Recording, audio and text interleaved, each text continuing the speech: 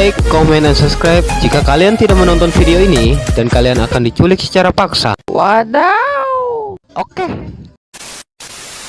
Kemanapun kamu pergi, di setiap tempat pasti memiliki kisah seram tersendiri yang terus dibicarakan dari mulut ke mulut hingga menjadi legenda urban.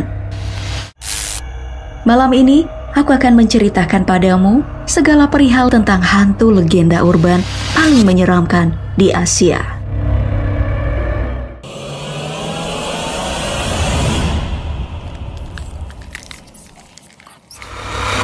Kita mulai dari Jepang. Di sini, dikenal hantu perempuan berleher panjang dengan rambut disanggul bernama Roku Rokubi. Pada malam hari, Roku Rokubi akan berkeliaran sembari minum darah untuk menakut-nakuti manusia. Bahkan ya, Roku Rokubi tak segan memakan manusia itu sendiri, dan yang lebih menakutkannya lagi, sebab pria dewasa adalah incarannya. Sehingga banyak pria yang harus berhati-hati saat akan menikahi seorang perempuan. Namun sebenarnya di siang hari, Roku Rokubi adalah perempuan normal dengan kehidupan biasa. Ia tidak pernah menyadari saat ia bisa berubah menjadi siluman yang begitu menyeramkan pada malam hari. Satu-satunya yang ia rasakan adalah perasaan telah bermimpi aneh saat bangun keesokan paginya. Konon, kemunculan Roku Rokubi bermula ratusan tahun lalu pada seorang perempuan yang melanggar aturan Buddha. Ia kemudian dikutuk berubah menjadi leher panjang saat semua orang sedang tertidur, dan mereka yang menjadi korbannya akan ikut berubah menjadi Roku Rokubi. Tak seperti hantu lain yang kerap muncul tiba-tiba, Roku Rokubi terlebih dahulu akan mengintai calon korbannya dengan penampakan perempuan cantik. Perlahan, barulah ia akan berubah menampakkan wujud aslinya, berleher panjang dan berwajah seram. Biasanya, ia menakut-nakuti pemabuk, penipu, orang buta, atau orang yang sedang tidur. Tak hanya di Jepang, sosok hantu berleher panjang juga pernah menggemparkan warga Yogyakarta tahun 2014 lalu saat sekelompok pemuda sedang berfoto bersama di malam hari. Apakah ia sosok yang sama dengan Roku Rokubi? Tak ada yang pernah tahu. Dan sebenarnya, ada beberapa legenda hantu Jepang lainnya nih yang gak kalah menyeramkan. Mulai dari Kuchisake Onna atau hantu perempuan bermulut sobek, lalu ada Teke-Teke, hantu perempuan yang tidak memiliki kaki, ada Onryo, Noperabu, Sashikiwarashi, lalu Okiku yang menjadi inspirasi film horor Sadako. Dan menurut aku ada miripnya sama kuntilanak. Serta masih banyak lagi hantu Jepang yang selalu sukses bikin takut kalau udah dijadikan film.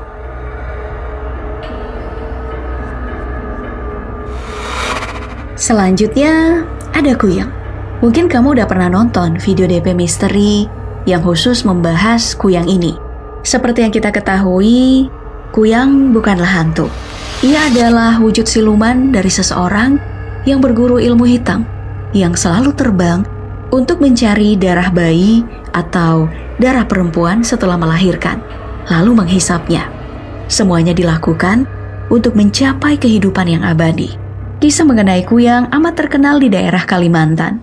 Namun, sosok menyeramkan ini juga sebenarnya dikenal oleh masyarakat Bali dengan nama Leak. Lalu di Minangkabau, sosok hantu mirip dengan Kuyang memiliki nama Palasik Kuduang. Sementara di Pulau Sulawesi, masyarakat Bugis Makassar mengenal sosok Kuyang dengan sebutan Popok. Namun ternyata tak hanya di Indonesia. Hantu serupa Kuyang ini juga ditemukan di beberapa negara tetangga, seperti Malaysia dan Thailand. Bahkan jika kamu nonton film-film horor dari Thailand, penggambaran tentang Kuyang yang mereka kenal dengan nama Krasue bahkan jauh lebih menyeramkan. Dalam legenda urban Thailand, Krasue merupakan hantu yang paling ditakuti daripada jenis hantu lainnya, karena ia berasal dari wujud seorang perempuan cantik yang dibakar hingga mati.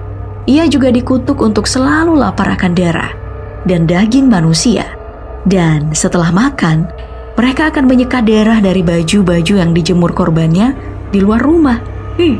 Karena alasan inilah orang Thailand percaya bahwa mereka tidak boleh meninggalkan baju di luar rumah saat malam hari.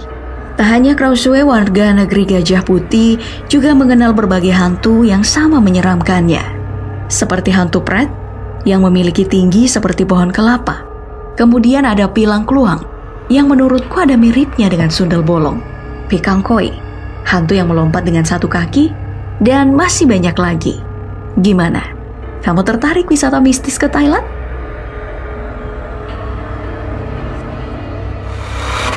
Dari Thailand kita pindah ke Filipina.